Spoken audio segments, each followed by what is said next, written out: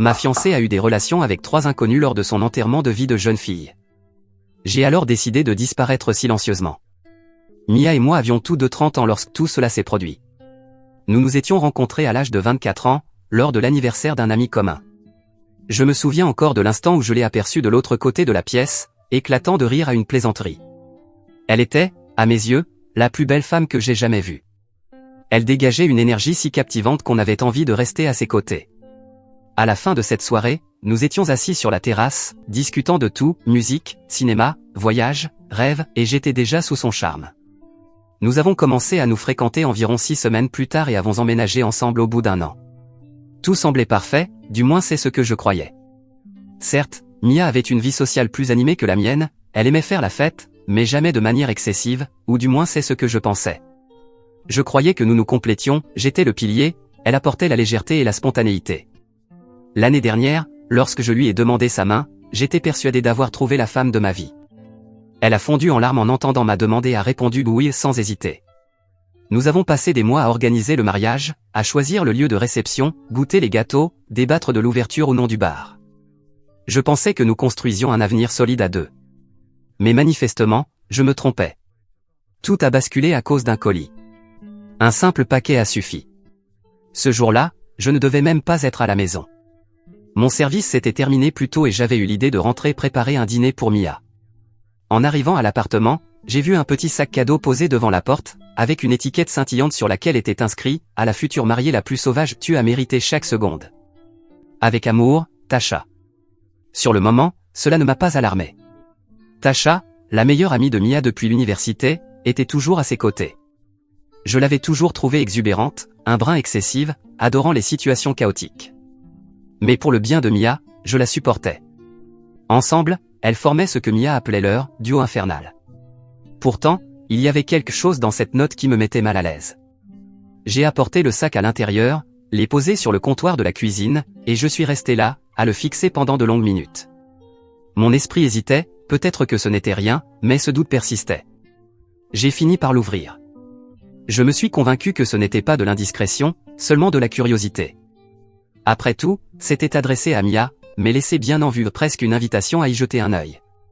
À l'intérieur, il y avait les objets classiques d'un enterrement de vie de jeune fille, une couronne en plastique, une écharpe dernière virée de la mariée, des confettis brillants. Puis, au fond du sac, j'ai trouvé un caleçon d'homme. Utilisé, pas propre. J'ai ressenti un haut le cœur.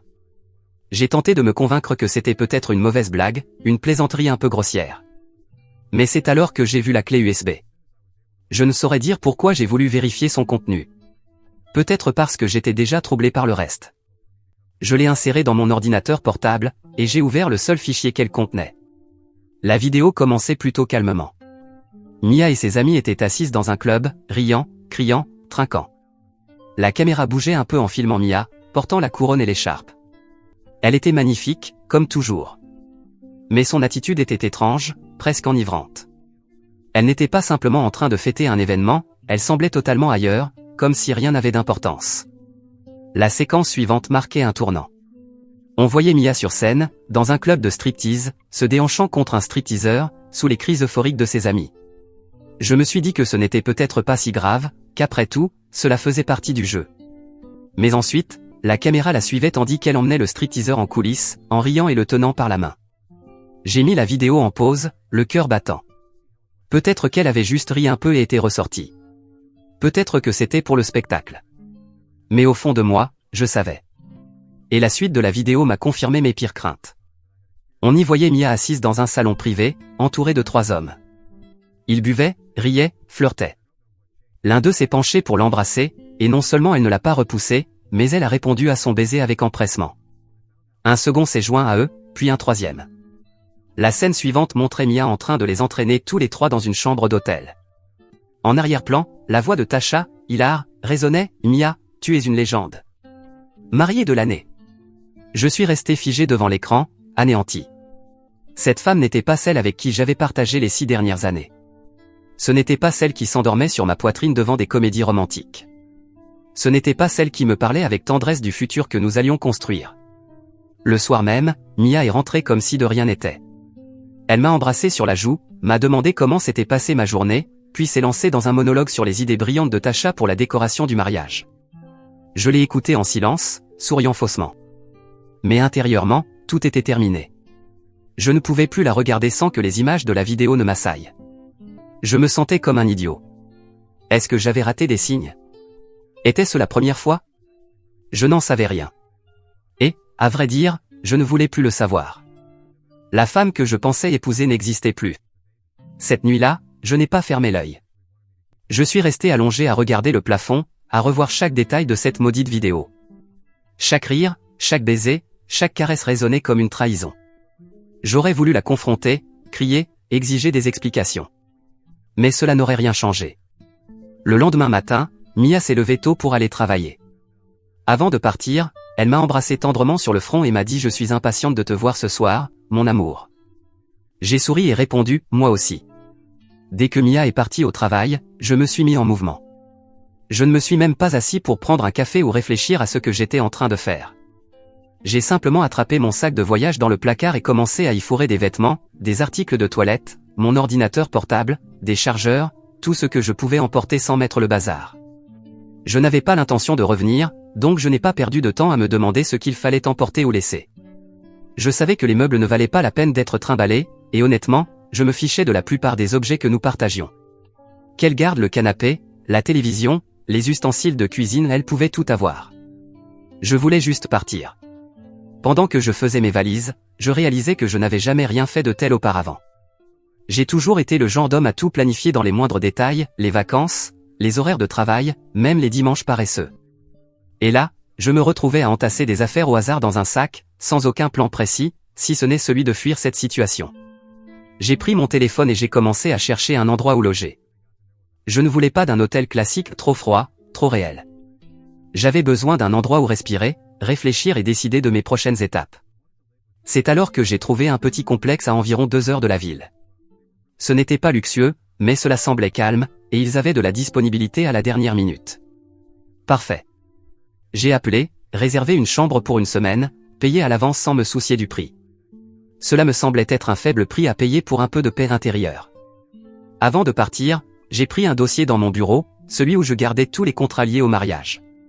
Je n'avais aucune intention de payer pour une cérémonie qui n'aurait jamais lieu. Le lieu de réception était en haut de ma liste, alors je les ai appelés en sortant de l'appartement.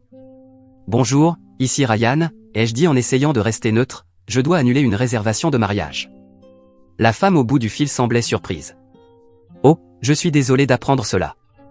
Puis-je demander pourquoi ? » Je n'avais pas envie d'étaler ma vie privée à une inconnue, alors j'ai simplement répondu « un changement de programme. » La vie, vous savez. Elle m'a parlé des frais d'annulation, du fait qu'ils allaient garder 20% de la compte, etc. Peu importe. Très bien, ai-je dit. Annuler simplement. Une fois cela réglé, je suis monté dans ma voiture et j'ai commencé à rouler. Je n'ai même pas jeté un coup d'œil à l'appartement en partant. Le trajet jusqu'au complexe avait quelque chose d'irréel, comme si j'étais en pilote automatique, suivant les indications du GPS pendant que mon esprit repassait en boucle les images vues sur cette clé USB. Était-ce juste cette soirée ? Ou bien avait-elle toujours caché cette facette d'elle-même durant toute notre relation ? Je me suis arrêté dans une station-service à mi-chemin pour acheter quelques encas et de l'eau. En payant, mon téléphone a commencé à vibrer dans ma poche. Je n'avais même pas besoin de regarder pour savoir que c'était Mia. Je l'ai ignoré, mais les vibrations ne s'arrêtaient pas, message après message, appel après appel. Elle avait sûrement découvert mon absence en rentrant. Je ne pouvais pas me résoudre à lire ces messages. Je n'étais pas prêt pour les excuses, les larmes de crocodile, ou le sempiternel, ce n'est pas ce que tu crois. J'ai simplement mis mon téléphone en silencieux et j'ai continué à conduire. L'endroit était petit mais parfait, un lit king size, une petite kitchenette, une cheminée et une terrasse donnant sur le lac. Cela semblait être un monde à part, loin de tout ce que je venais de quitter. J'ai laissé mes sacs dans un coin, me suis assis au bord du lit et j'ai enfin laissé échapper un long soupir tremblant. Pour la première fois de la journée, j'ai ressenti le poids de ce qui venait de se passer. Ce n'était pas juste une dispute ou une rupture. J'avais quitté ma fiancée, mon foyer, et la vie que je pensais être en train de construire. Le reste de la journée, je l'ai passé à déballer mes affaires, mais cela me faisait un drôle d'effet de voir mes objets dans un endroit aussi étranger. Je m'attendais presque à entendre Mia m'appeler depuis une autre pièce, ou me demander ce que je voulais manger pour le dîner. Chaque petit bruit me faisait sursauter, comme si elle allait apparaître d'un moment à l'autre. Quand je me suis enfin assis pour manger un sandwich fait à partir des encas que j'avais achetés, j'ai vérifié mon téléphone. Il y avait plus de 20 appels manqués de Mia, accompagnés d'une avalanche de messages. Au début, ils étaient décontractés, « Coucou mon amour, tu es où? Tu es parti quelque part sans me le dire? Dis-moi quand tu rentres. » Puis ils sont devenus paniqués, « Ryan, ce n'est pas drôle, tu es où? Est-ce que tout va bien? Pourquoi tes affaires ont disparu? Que se passe-t-il? » Et enfin désespéré, « S'il te plaît, appelle-moi. Je ne comprends pas ce qui se passe. Je t'en supplie. » Je n'ai pas répondu. À la place, j'ai appelé mes parents. Ce sont des gens discrets, qui ne posent des questions que lorsque c'est absolument nécessaire. Quand je leur ai dit que j'avais quitté Mia et que le mariage était annulé, ma mère s'est contentée de dire « D'accord mon chéri, tu veux nous dire ce qu'il s'est passé ?» J'ai répondu de manière vague, elle n'était pas celle que je croyais. Mon père a ajouté « Tu as bien fait, fiston. Mieux vaut le découvrir maintenant que plus tard. » Ils ne m'ont pas pressé pour plus d'explications, et j'ai apprécié cela. Je leur ai dit que je logeais dans un complexe pour quelques jours afin de faire le point, et ils m'ont assuré qu'ils me soutiendraient quoi qu'il arrive. Cette première nuit dans le chalet était étrange. J'avais sans cesse l'impression que Mia allait débarquer, exiger des explications ou tenter de me convaincre de revenir. Je pensais à tout le temps et l'énergie que j'avais investi dans notre relation et les rendez-vous planifiés, l'argent économisé pour le mariage, les compromis comme supporter son obsession pour Tasha et pourquoi? Pour qu'elle jette tout par la fenêtre en une seule nuit de débauche. Quand je me suis couché ce soir-là, ma décision était prise, je ne reviendrai pas. Ni pour ses larmes, ni pour ses excuses, ni pour ses promesses. C'était la fin, et j'étais en paix avec cela. Mais une chose continuait de me hanter, Tasha. Elle n'était pas une simple spectatrice innocente dans toute cette histoire. En réalité, elle en était la meneuse. Cette vidéo n'était pas un souvenir filmé sur le vif, c'était un trophée, quelque chose dont elle semblait fière. Et ce maudit message sur le colis, « Tu as mérité chaque seconde », ressemblait presque à un aveu. Tasha m'avait toujours dérangé. Quand Mia et moi avons commencé à sortir ensemble, Tasha fut l'une des premières personnes de son entourage que j'ai rencontrées. Elle était bruyante, toujours à faire des blagues sarcastiques, et devait constamment être le centre de l'attention. Mia la trouvait drôle et pleine de vie. Moi, je la trouvais insupportable. Au fil des ans, j'ai appris à la tolérer parce qu'elle était si proche de Mia, mais je ne lui ai jamais fait confiance. Avec le recul, il y avait des signes. Tasha cherchait toujours à m'écarter, même quand nous avions des projets à deux. Il y a eu des soirs où Mia rentrait ivre à 2 heures du matin, avec Tasha qui riait en arrière-plan en criant « Désolé de t'avoir piqué ta copine, Ryan ». Je riais à l'époque, mais maintenant, ce n'était plus drôle du tout. Depuis le complexe, j'ai décidé de la confronter. Pas Mia, pas encore. Je voulais des réponses. Je ne voulais pas m'adresser directement à Tasha, la personne qui avait encouragé tout ce chaos. Alors, j'ai utilisé une application de numéro temporaire pour lui envoyer un message vague mais volontairement intrigant, « Salut, c'est Ryan. Il faut qu'on parle de Mia.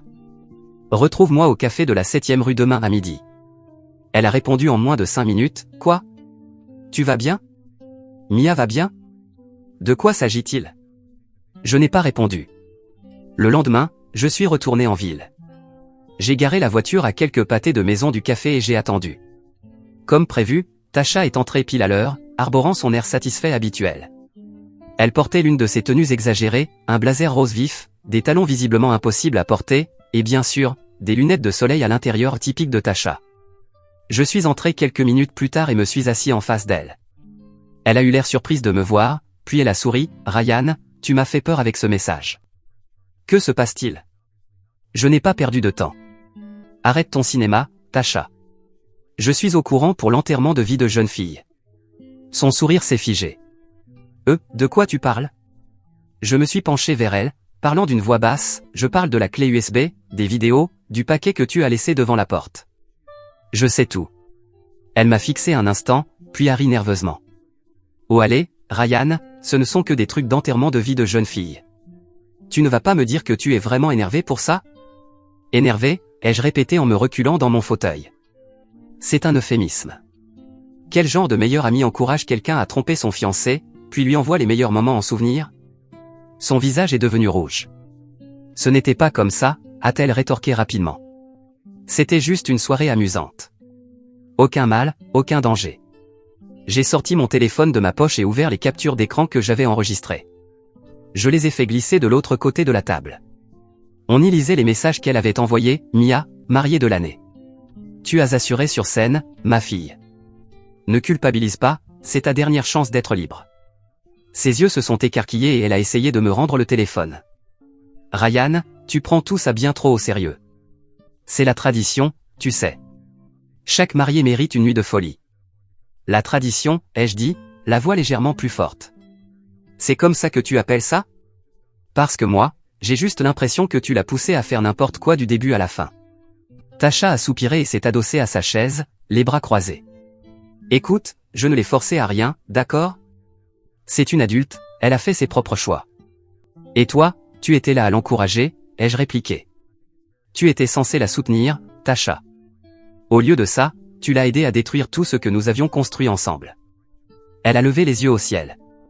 Oh, s'il te plaît. Ce n'est pas comme si elle ne t'aimait pas. C'était juste une soirée. Vous pouvez surmonter ça. C'en était trop. J'ai frappé la table avec la main, ce qui l'a fait sursauter. Surmonter ça? Tu penses que je peux juste oublier qu'elle a couché avec 3 types, parce que tu appelles ça une soirée? Tu es incroyable. Elle a regardé autour d'elle, probablement inquiète du regard des autres clients. Très bien, a-t-elle dit en baissant la voix, je suis désolé. Désolé si ça a mal tourné. Mais honnêtement, Ryan, c'est entre toi et Mia. Ne m'implique pas, tu es déjà impliqué, ai-je répondu en me levant. Et crois-moi, Tasha, tout le monde saura exactement quel genre d'ami tu es. Ses yeux se sont agrandis. Qu'est-ce que ça veut dire? Tu le sauras bien assez tôt, ai-je lancé en reprenant mon téléphone et en quittant le café. Sur le chemin du retour vers le complexe, je repensais à ce qu'elle avait dit, c'est une adulte, elle a fait ses propres choix. Aussi fort que j'avais envie de tout mettre sur le dos de Tasha, elle avait raison sur un point. Mia avait pris ses décisions elle-même. Tasha avait peut-être attisé les choses, mais Mia n'était pas obligée de suivre. Cette pensée me retournait l'estomac. J'avais toujours vu Mia comme quelqu'un de joyeux, insouciant, pleine de vie. Mais maintenant, je réalisais qu'elle était simplement irresponsable. Tasha avait peut-être été l'étincelle, mais c'était Mia qui avait allumé le feu. De retour au chalet, j'ai commencé à rédiger un courriel. Je n'étais pas encore prêt à affronter Mia, mais je voulais m'assurer que Tasha ne puisse pas manipuler l'histoire à sa convenance. J'ai joint les captures d'écran et les vidéos, puis envoyé le tout à quelques amis en commun, ceux en qui j'avais confiance pour garder le silence jusqu'à ce que je sois prêt à raconter toute l'histoire. Je n'ai plus eu de nouvelles de Tasha après cette rencontre, mais cela ne m'a pas surpris. Elle avait probablement compris qu'il n'y avait rien qu'elle puisse dire pour arranger les choses. Et honnêtement, je m'en fichais. Elle n'était plus mon problème. Ma prochaine étape était évidente à ce moment-là, contacter les parents de Mia et tout leur révéler. Pour être clair, la famille de Mia avait toujours cette attitude conservatrice et rigide, me donnant constamment l'impression d'être jugée. Lorsque nous avons emménagé ensemble il y a 3 ans, sa mère, Janet, agissait comme si nous menions une vie scandaleuse. Elle ne l'a jamais dit directement, mais les remarques constantes du genre, tu sais, ce n'est pas convenable de vivre ensemble avant le mariage, et sa façon de toujours avoir l'air déçu quand je parlais de notre appartement, en disait long. Son père, Henry, était plus discret, mais tout aussi désapprobateur. Il grognait chaque fois que le sujet était abordé et disait, à mon époque, on faisait les choses autrement. Ce n'est qu'une fois que Mia et moi nous sommes fiancés qu'ils ont commencé à se montrer chaleureux avec moi. Dès qu'il y a eu une bague à son doigt, soudainement, Janet organisait des douches nuptiales, et Henry proposait de nous aider à payer la compte pour une maison. C'était comme si j'avais réussi un test invisible, et qu'enfin, j'étais digne de leur fille. Mais après tout ce qui s'était passé, je ne pouvais pas garder la vérité pour moi. Mia m'avait trahi, et maintenant, c'était à elle d'en subir les conséquences surtout face à ses parents, qui avaient toujours vanté son côté parfait et irréprochable. Ils l'avaient toujours soutenue, émotionnellement et financièrement, étant donné qu'ils étaient assez fortunés.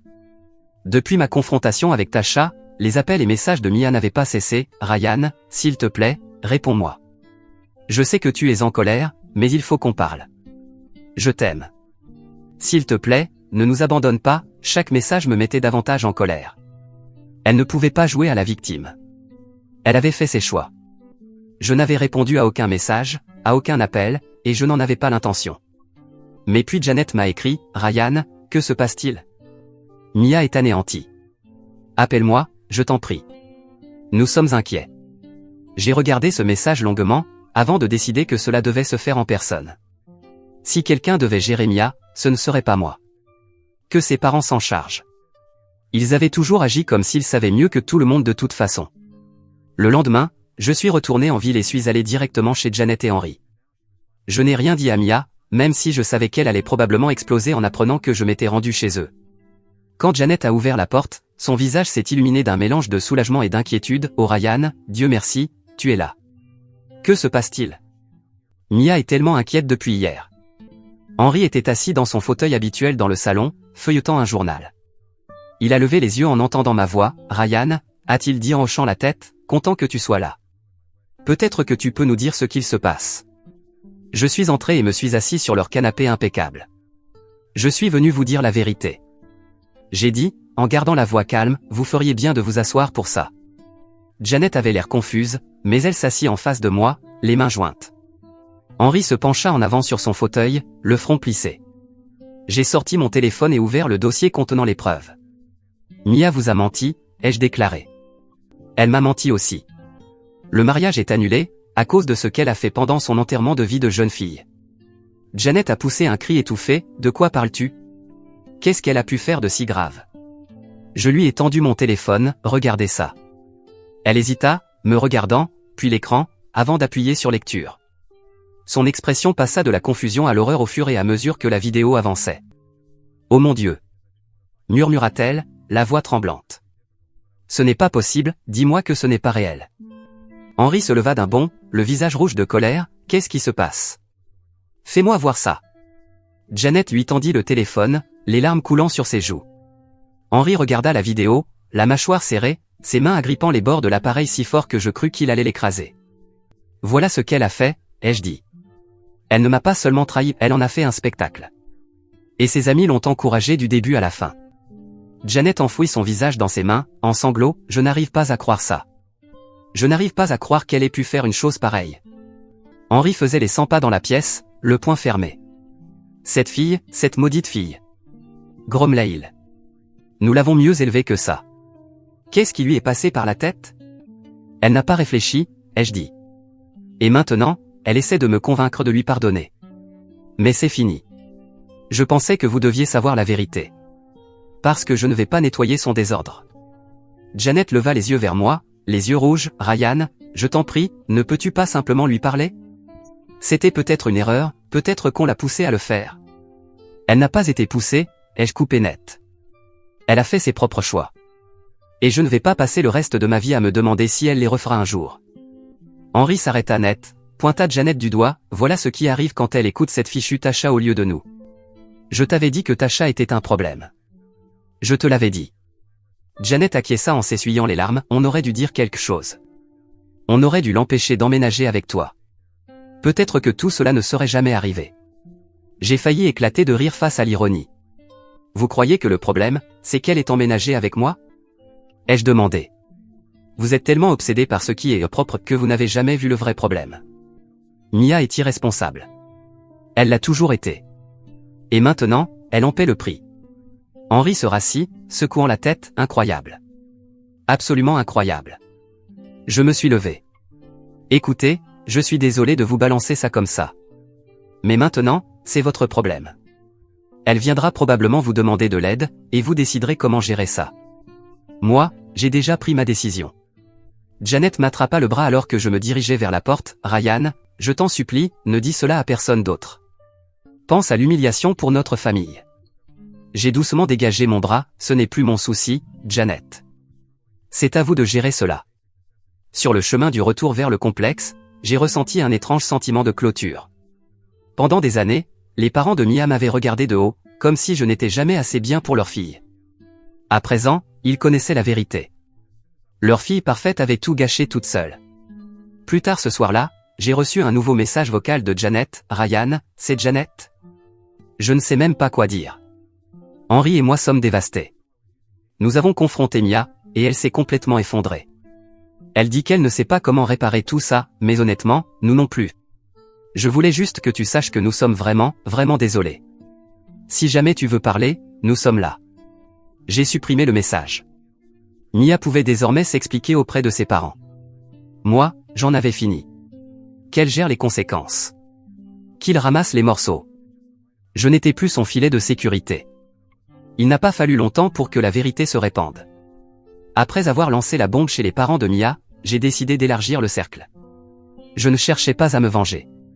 Bon, peut-être un peu. Mais les gens devaient savoir qui était vraiment Mia et son entourage. Si je ne disais rien, ils auraient tout étouffé comme si rien ne s'était passé. Et ça, c'était hors de question. La première personne à qui j'ai parlé était